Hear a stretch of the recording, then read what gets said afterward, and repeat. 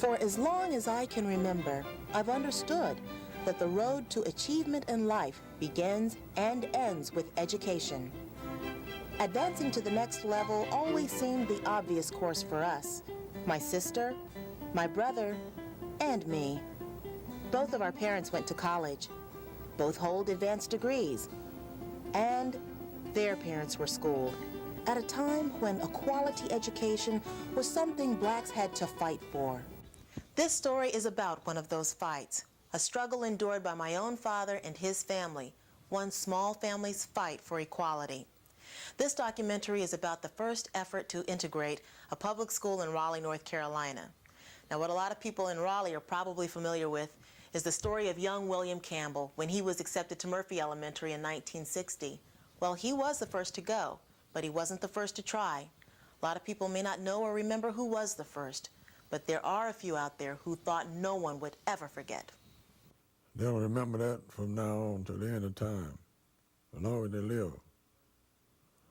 That Murphy School thing is just something, that's just something, another thing that happened. This is the initial thing that happened. This is the thing that set the whole world on fire, set this part of the world on fire down here, set North Carolina on fire. Joe Holt, Lord have mercy, I haven't seen you. Well, you know Joe Holt, you know he was the first one to go to Broughton. I never said that to anybody. I was never accepted to go to Broughton. Never accepted. It is this paradox which both permeates and justifies the significance of this story. According to many published histories on North Carolina and on Raleigh, my family's story is just an obscure incident. It's hardly ever mentioned. But to the people who witnessed their struggle, theirs is a story of triumph, and people remember it and they talk about it. That's why this documentary is special, not just because it's about my family, but because of who its heroes represent and the battles those heroes fought. This story is a tribute to unsung heroes and the difficult but steady steps which paved a way for greater strides to follow.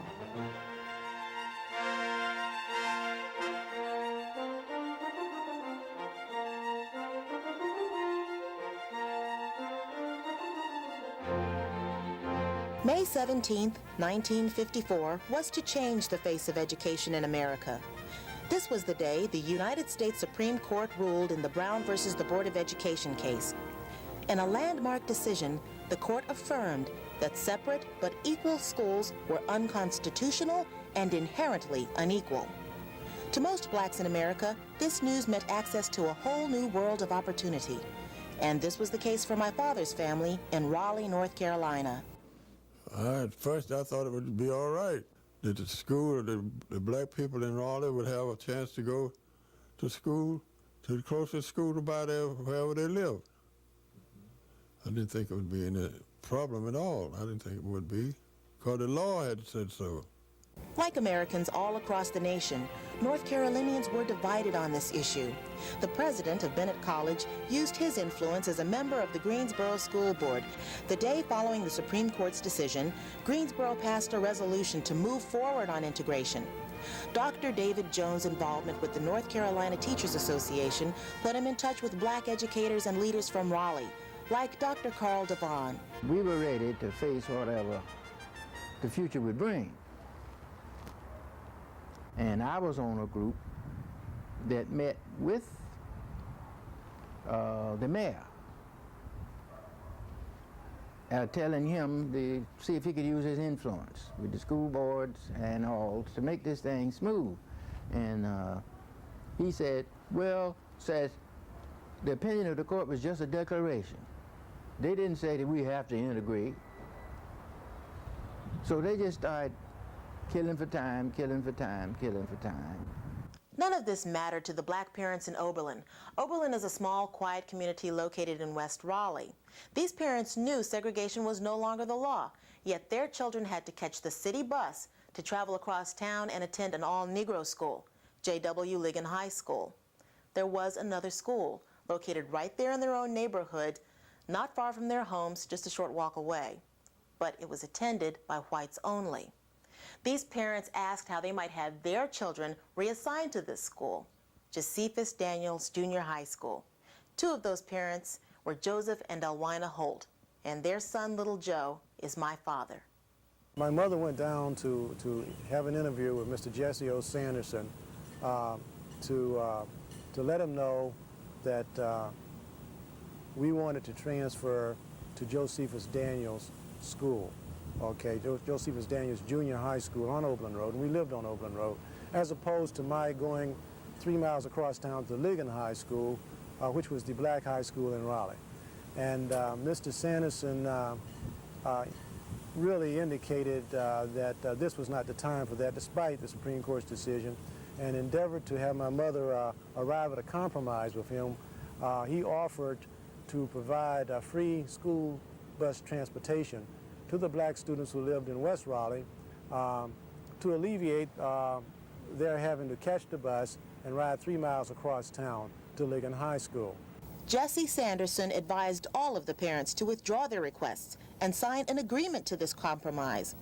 One parent, afraid of losing her job as a school teacher, withdrew her request. My grandfather said he'd take the issue up in court if necessary to find satisfaction. The families waited for a response while the first days of school drew nearer. Finally, Sanderson told them that their applications were too late and had missed a deadline to apply. Meanwhile, he arranged for all the black children in Oberlin to ride the bus to Ligon for free. He never told the school board about the applications, and he never gained official approval for the transportation. News that these black families had applied did not hit the Raleigh papers until November. Within 3 days, the school board approved the transportation officially. Offering transportation really didn't satisfy us. It didn't satisfy us because the idea was to go to this school right down the street here that you're still telling me I can't go to, and you're still making me feel that I'm unacceptable and that I'm not supposed to go there and that I'm not entitled to have a facility that's nice here that I can go to. Yes, Ligon was nice, but it was crosstown, and also you still carried with you as long as you were going to Ligon High School. That school is for you, this school is for our white kids. You can't go here because whites only can go there. That places upon you, it causes a certain amount of psychological damage when you are told you can't go here and others can. We were trying to finally step outside of that, and the law now said we could. The very basis of our individual rights and freedoms rests upon the certainty that the President and the executive branch of government will support and ensure the carrying out of the decisions of the federal courts, even when necessary, with all the means at the President's command. If resistance to the federal court order ceases at once, the further presence of federal troops will be unnecessary, and the city of Little Rock will return to its normal habits of peace and order, and a blot upon the fair name and high honor of our nation in the world will be removed. My grandparents' decision not to back down carried over to the next year, 1957. My father was promoted to the 10th grade, and he was no longer eligible to attend Daniels since Daniels was a junior high school. But there was still a high school closer to their home than Ligon. Again, an all-white school. Needham Broughton High School was, and still is, one of the largest and most highly regarded high schools in Raleigh. It was just a few blocks away from the Holt home. Ligon was 3 miles away. When my grandparents applied to Daniels, a formal procedure for applying for transfers hadn't been developed in Raleigh yet. But by May 14th of the following year, a new statewide pupil assignment procedure was in place. The plan was that each local school board in North Carolina would make up its own decision as to how it was going to integrate public schools. And one of the things that any school board could do is to ask people who wanted to integrate to apply. Resistance in Raleigh had shown itself in the application to Daniels. Broughton would be no different. For the Holts, it was time to take serious legal action. We spent some time trying to find some parent who had the guts and the nerve to be the plaintiff in a case like that. And it was Joe Holt who agreed that his son would be the plaintiff, and they were the only one we could find. Blacks in Raleigh were afraid at that time. They owed their very existences in terms of their subsistence, their jobs and all that, to white people who were in control and had power. Nobody wanted to lose their jobs. Everybody needed to make an income, and everybody was uptight, and people pulled away from us. Some folks who had been friends were afraid now to say, yeah, I know the Holts, they're friends, but nobody wanted to be friends. We went through a lot. I found out soon that North Carolina, when I went down to Bertie County to represent this black man, I don't think they'd ever seen a black lawyer before in that courtroom. And the trial of the case lasted about 2 weeks, and each morning I would go there and walk into the courtroom, someone would hold out, here comes that nigger lawyer from Raleigh. And of course, I would smile and hold my head up and strut up to the front of the bar and proceed to give him hell. Yes, I remember Mr. Taylor very well. Everybody knew Mr. Taylor. He was, I would say that Lawyer Taylor was like a legend in his own time. He was a very popular lawyer. He was known for his knowledge of the law, his competence, his ability to argue it. He was the man about town, as I understood it then, in terms of black lawyers here in Raleigh. The United States Supreme Court handed down the Brown decision in 54. And as was the case in many of the states and areas, the states weren't doing a thing to carry out the United States Supreme Court's edict. And we were, and I had a young lawyer to come work with me from Howard University, Sam Mitchell. He heard about the hell I was raising in North Carolina, and he was from Goldsboro. And he said he wanted to come down because his county, Goldsboro, Wayne County, one of the worst counties in the state. And he wrote me in his senior year from Howard and asked me if he could come down and work with me, and he did. And at that time, he and I were the only two lawyers doing it, and we knew that the United States Supreme Court had decided the Holt case, but nothing was being done in Raleigh whatsoever to integrate schools. Herman Taylor knew Raleigh was not going to accept integration as the new order, and the city's resistance had the backing of a larger voice, a more influential voice, a governing voice. The public schools of North Carolina are part and parcel of our state and its great progress. I shall do all I can to preserve them, but let no one be misled as to how I personally feel about mixing the races in the schools. I'm unalterably opposed to it, and I intend to continue seeing that our state uses every lawful and proper means to prevent it. No, it couldn't happen, because when the schools are divided like that, not only were the schools divided, the power was divided. Whites had the power, and they took care of white schools, and they gave the black schools what they wanted to give to them, which wasn't as much as white schools. We weren't funded as well. Our facilities were not as good. We had second-hand books. We were inferior facilities. That's what we had. The Advisory Committee on Education, which I appointed, has maintained a full-time staff of lawyers working in close cooperation with the Attorney General, who, with the committee, has examined and considered every possible solution to the school problem which has been offered in this and other states. In April of 1956, this committee released its findings in a report. It said the decision of the Supreme Court had destroyed the school system's foundation of segregation and thereby had destroyed the schools themselves. The governor had a special meeting of the legislatures, and they came up with a plan called the Pearsall Plan, because one of the members of the legislature was named Pearsall from Rocky Mount. For Pearsall and his committee, the public schools had to be saved, and the solution rested upon the preservation of a segregated system. The Pearsall Plan was the subject of controversy and fierce debate. Governor Hodges called a special session of the legislature late in July of 1956. And in a record-breaking 5-day sweep, this plan was introduced, voted on, and passed by the General Assembly. The Pearsall Plan was designed to say officially that the state was complying with the Brown decision, but then to point out that it was really not necessary for school boards to desegregate, and if they by chance chose to desegregate, then the parents had the option to take their children out of school, white parents, to take their children out of school and send them to private schools and get tuition support from the state. So in effect, what the Pearsall Plan did was to say, yes, we will obey the law, but we will provide every means available for citizens not to comply with the law. It's as though they duped the public. This is the only way we can save our school system. Well, what's going to cause us to lose it? Our own attitudes, folks. But no, that really wasn't brought out. Our own attitudes. In other words, it was as though they were saying, we all know that most of us white folks in this state do not want integration.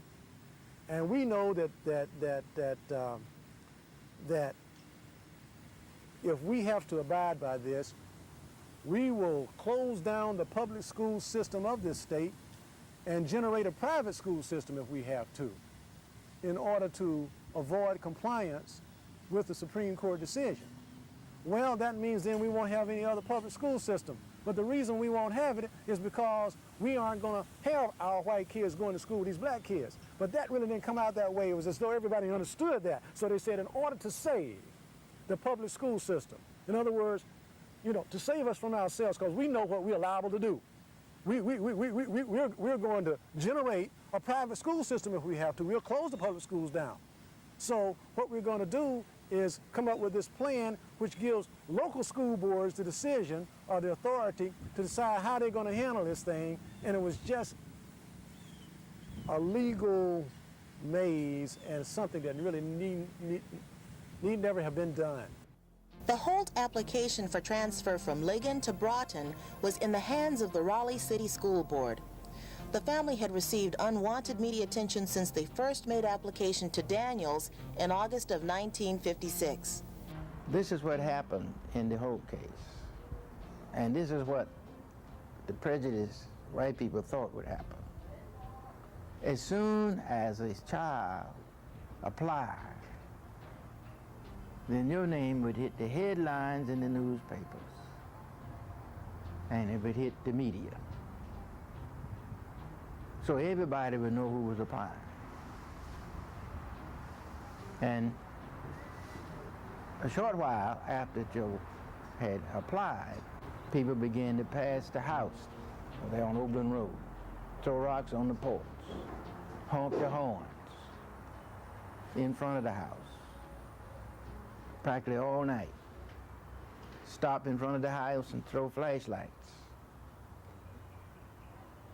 And while all that was going on, the boy's daddy lost his job. Yeah, but A. Finney and Associates, that's who I was working with. He was a Mr. Finley, that's who he was. He was a man who just had to say yes to Mr. Finley, and that was all she wrote. The people I was friendly with didn't hold the popular view in Raleigh.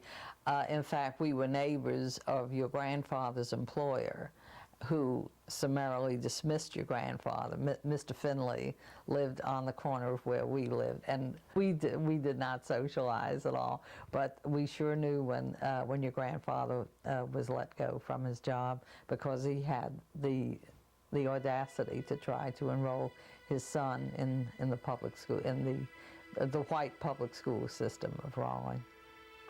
White people would ride by there and say, "You black son of a bitch, so and so, we're gonna blow your house up. We're gonna dynamite the house. You think you're gonna get in so and so? You think you're gonna get in a white school?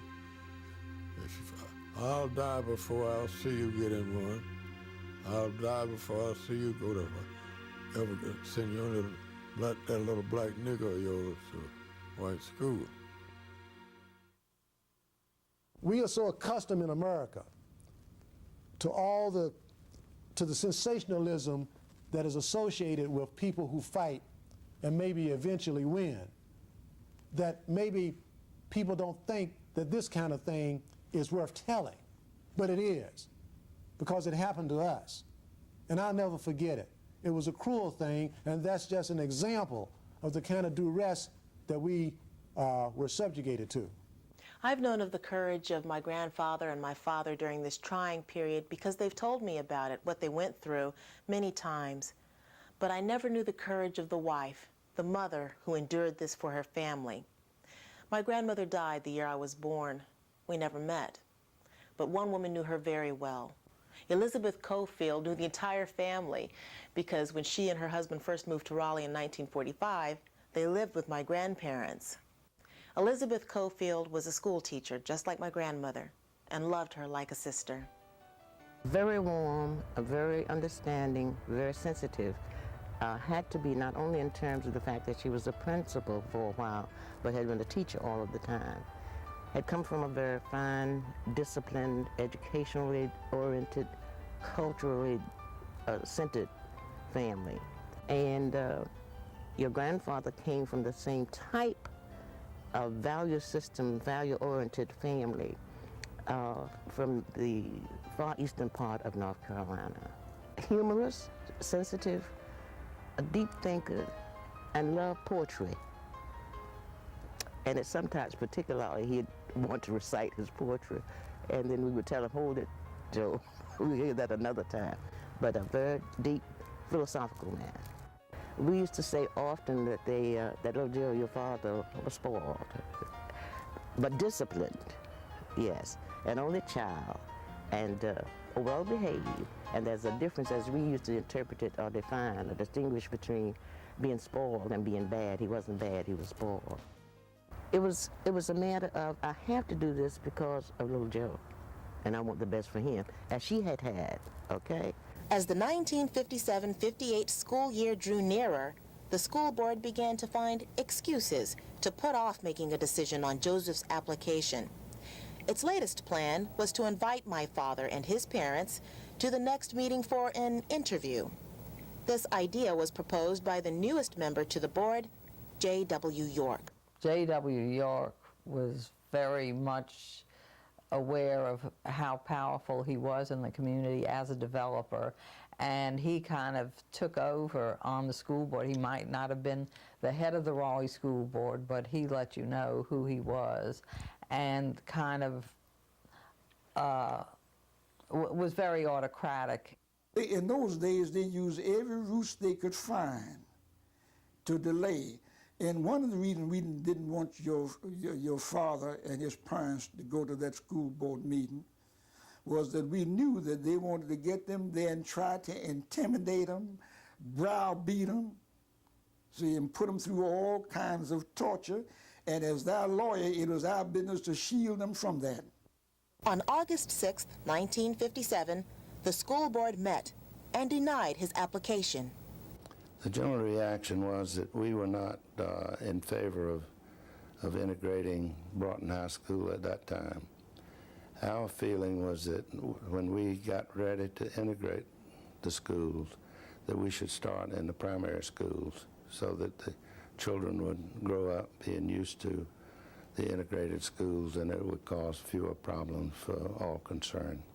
But he gave you that reason, but they never advanced that reason to us at any time in the Holt case. See, they never even mentioned that. And if you read the record in the Holt case, you'll find no reference to that whatsoever. Before the end of the month, Herman Taylor appeared at a school board meeting and presented the Holt's petition requesting a hearing for the board to review the denied application. About a week later, 3 members of the board met: J.W. York, Leroy Martin, and Fred Carnage. Only one voted in favor of Joseph Holt. Fred Carnage. Yes, was on the school He was a board. fine citizen. He was on the school board the whole time I was on the school board. He's a lawyer, a very fine lawyer. And then in my recollection, and you can prove this out in the minutes of the school board, my recollection is that in every integration case, Fred Carnage voted to integrate, and all of the other members voted not to integrate.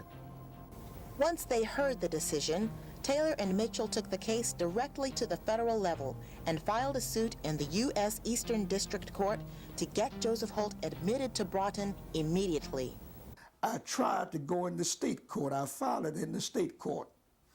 the Superior Court of Robertson County, but they gave me the runaround for about 3 years, including all the delays sanctioned by the judge. So I dropped the suit in the state court and went into federal court. And that was in Lumberton. That's why when we filed this Holt suit here in Raleigh, we went into federal court to begin with, because experience had taught us that we'd be wasting our time to try to get a decision against the state of North Carolina out of a state judge. We knew we'd be wasting our time. Time had already run out. Joseph would enter the 10th grade in just a few days. Meanwhile, the school board had 20 days to respond to the suit. It looked like my father would return to Ligon. The school year passed, and the summer of 1958 arrived. The school board had sought to have the Holt's case against them dismissed back in October, but the judge ruled against them. Later, a new judge was assigned to the case, a jurist from Greensboro. The case would be heard by Judge Edwin Stanley. The court date was set for July 1958. I was a good student, and I just always felt that I wasn't good enough. And I often wished that, gosh, I wish that I was a genius, and then they couldn't find any reason for rejecting me, you know. But as Mr. Mitchell said to me once, he said, it has nothing to do with your academic performance. The reason that you're not going to Broughton, or that any black child is not allowed to go to Broughton, is because you are black. And it has nothing to do with your academic prowess one way or the other. Don't be concerned about it. But I was very concerned about it, because I knew Black Raleigh, if you will. I felt Black Raleigh, if you will. Wanted to make sure that anybody we sent there is somebody who's going to really make all of us look real good. So you couldn't have any fault. I felt I needed to be faultless and perfect. And I think that was my greatest anxiety. Court proceedings lasted 2 days, yet the case carried into August. Judge Stanley said he'd release his ruling in about 2 weeks. In September, Judge Stanley released his ruling. He said, in short, that the Holts had failed to exhaust all administrative remedies under the law, and therefore my father was not entitled to attend the white school. I was surprised when I heard that. I was startled by it. It didn't connect. It didn't make sense to me based on what I had witnessed in the courtroom, and then I had never heard this term administrative remedies before. That's the first time I recall really having heard it, was when Judge Stanley made his final ruling and said we had failed to exhaust administrative remedies. I didn't understand what that meant. And when I came to find out what it meant, what it had to do with, my understanding of it was that because we had not gone in person before the school board at this hearing, and we had done that on the advice of our lawyers, and because I felt and we felt that they were going to ask us questions that we might not have been able to answer, and use that then as a basis for saying, and they were going to ask me questions. And I was just a young person, and I knew that I would face a hostile white school board of adults, hostile adult whites. And I felt that they could ask me questions that could trip me up, and that would be used against us. And one thing led to another, and our lawyers said, you don't have to go down there anyway. We can represent you. All they're going to do is try to embarrass you and intimidate you. So they went and represented us as any lawyer can. And they advised the school board that they were doing so. But that was regarded as a failure on our part to exhaust administrative remedies. And they never had any intention of letting me go anyhow. I learned years later that the Pearsall plan was, in fact, in retrospect, admitted to be unconstitutional, and that all it was dragging, as Lawyer Taylor used to say, a red herring across the trail to raise dust and cloud the issue. But for years, I felt like we hadn't done something and had let the black people of Raleigh down because we hadn't gone down there, and that wasn't it at all. It wouldn't have mattered. If Joseph Holt had been at elementary level and had applied at the same time William Campbell applied at an elementary school, he would have been accepted, I would say, absolutely. It was not a personal matter at all. It was a matter of primary school against upper school being integrated. They had already decided that this was the best way to integrate the school system. Well, why would we put through all this and made it feel that you didn't go because of something you didn't do? It was they who didn't do. They didn't comply with the law, but they came up with some other laws that really sought to circumvent and undermine the law of the nation, the law of the land. And then we were held accountable for not complying, or for allegedly not complying with some pseudo-technicality, you know.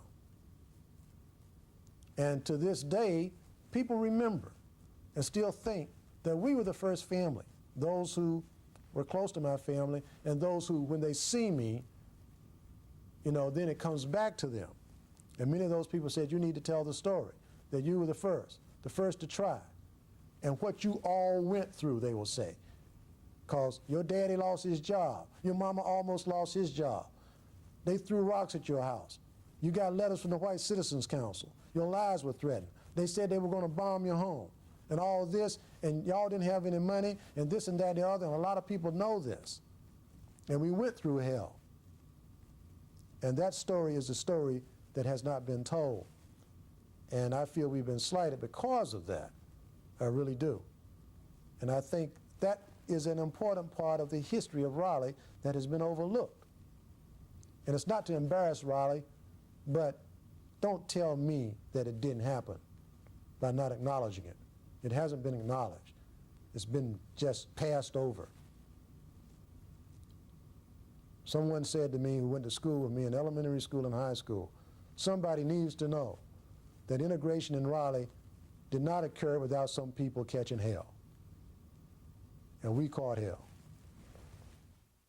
My father was promoted to the 12th grade and returned to Ligon for his senior year, but the lawyers continued to appeal the case to the U.S. Fourth Circuit Court of Appeals in Richmond, Virginia, and all the way to the United States Supreme Court on June 22, 1959. By October of that year, the case of Holt versus the Raleigh City School Board closed. The United States Supreme Court ruled with the lower courts. That spring, Joseph Holt graduated from J.W. Ligon, the all-Negro high school. Although my father never gained admission to Broughton, the integration issue in Raleigh remained alive.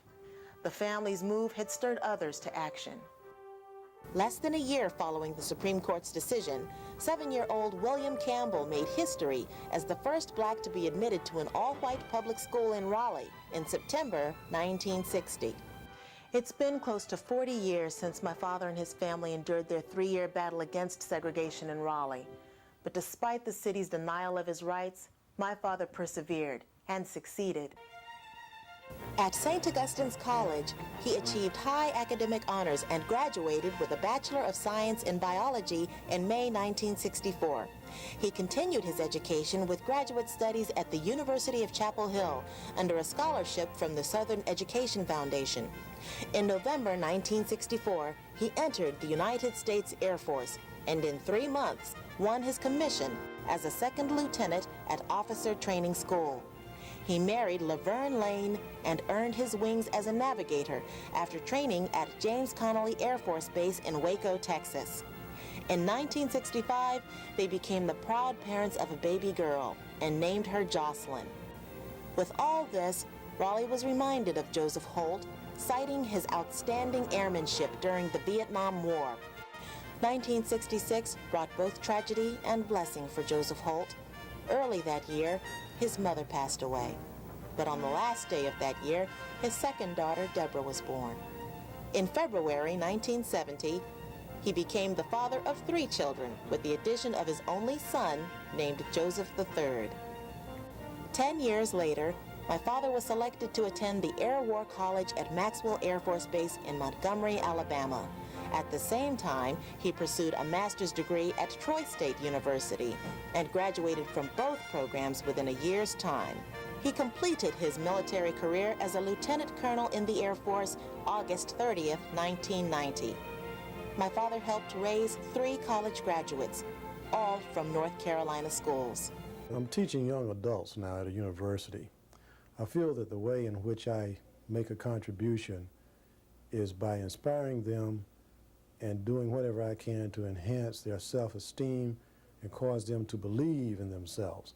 I sense that so many of them don't feel that achievement is something that is for them, that they're all about. I sense that some of them think that moving into the mainstream is something that is just a dream and for somebody else. I try to convey to them to get rid of the idea, eliminate the idea that you are tied to mediocrity or that mediocrity is something acceptable.